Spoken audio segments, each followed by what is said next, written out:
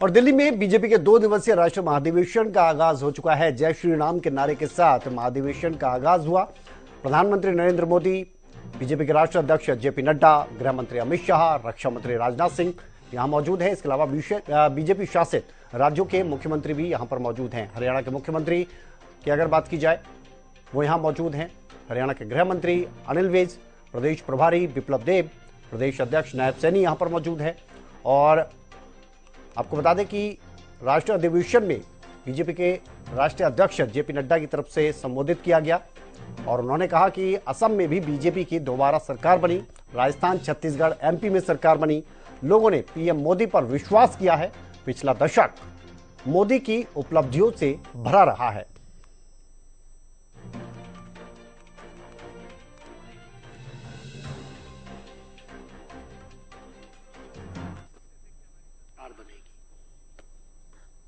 तो ये अलग अलग तस्वीरें दिखा रहे हैं जब यहाँ महाधिवेशन में भाग लेने के लिए प्रधानमंत्री नरेंद्र मोदी पहुंचे। उनका स्वागत बीजेपी राष्ट्रीय अध्यक्ष जेपी नड्डा ने किया। उसके बाद जो प्रदर्शनी वहां पर थी उसका अवलोकन प्रधानमंत्री की तरफ से किया गया और फिर ये बिग बैठक भारतीय जनता पार्टी की।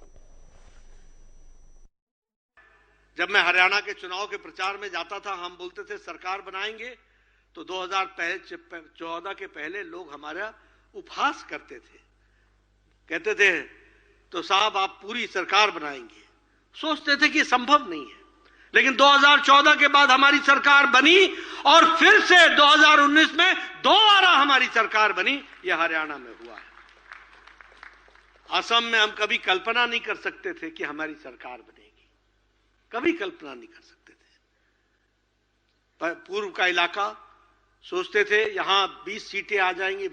मैं चुनाव, मुझे याद है 2014 का भी चुनाव, 2012 का भी चुनाव याद है, 2011 में भी हमको याद है असम में हमारी क्या स्थिति थी। लेकिन 2014 के बाद असम में चुनाव हुआ और हमने भारतीय जनता पार्टी की सरकार बनाई और दोबारा सरकार बनाई, रिपीट की है। यह भी हमको ध्यान में रखना चाहिए। वो भी हमारी स्थिति रही। मणिपुर हम कभी सोच नहीं सकते थे कि हमारी सरकार बनेगी। अपराजिता श्री हमारे साथ जुड़ गई हैं दिल्ली से हमारी संवाददाता। अपराजिता, क्या कुछ और अपडेट है? जेपी नड्डा का संबोधन हुआ है, आगे किस तरह से ये कार्यक्रम बढ़ता हुआ नजर आएगा?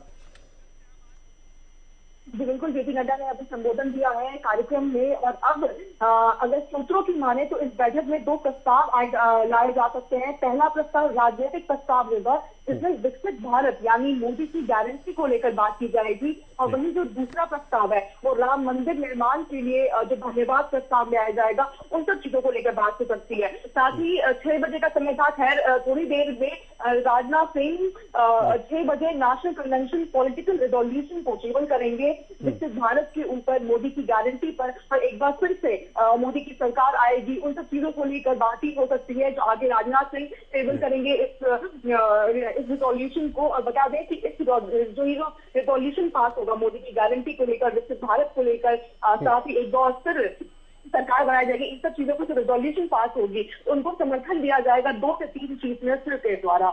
जी अभी तक ये जानकारी दी है। साथ ही जेपी नड्डा का हमने देखा था, जेपी नड्डा ने जो भी अभिभाषण दिया है, जो भाषण दिया है, उसमें कई बातें उन्होंने कही है कि मोदी के काम को उन्होंने सराहा है। बहुत सारी चीजें कही है कि हमने जो पिछले 10 सालों में हमने जो काम किए हैं वो बहुत ही सराहनीय है। पीएम मोदी के नेतृत्व में हमने ये सब काम किए हैं।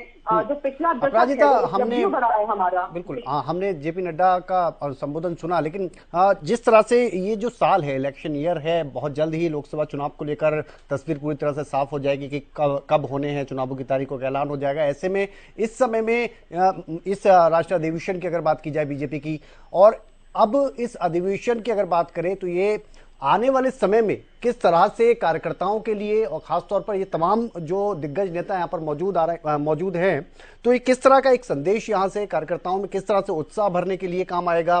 क्या कुछ आपको माहौल यहाँ पर नजर आ रहा है?